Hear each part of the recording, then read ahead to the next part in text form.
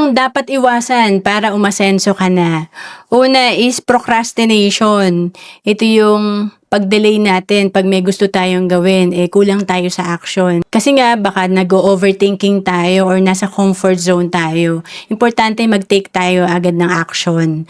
And then, pangalawa, lack of direction. Pag wala tayong plano, talagang kung ano-ano lang yung gagawin natin or wala tayong na-achieve. And then, pangatlo, distractions. Ito yung madalas, kaya hindi successful ang tao dahil marami talagang distraction or talagang walang focus dahil nga sa social media or naglalaro ng games. Walang focus.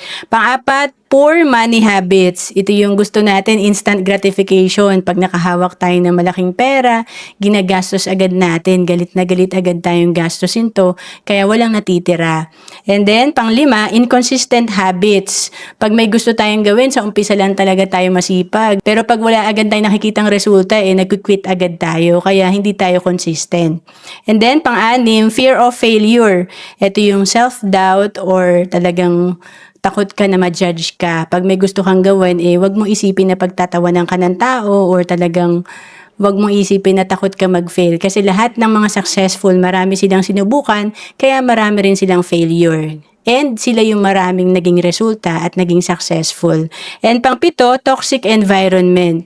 Siyempre, palitan natin yung mga kung saan tayo belong na environment. Importante yung positive community and yung mga talagang may pangarap sa buhay yung kasama natin. And to know more about savings and investment, message mo lang ako sa Facebook, Roan Celis Capistrano, or email me at roan.capistrano@gmail.com.